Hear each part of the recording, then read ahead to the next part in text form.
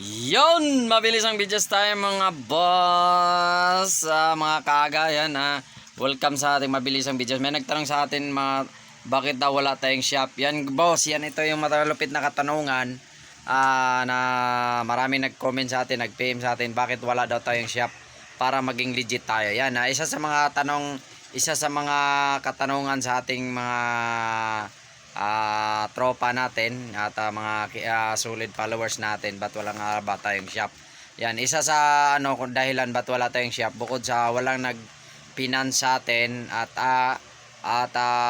medyo mahirap din kumuha ng business permit dito sa lugar namin, dito sa Dasma.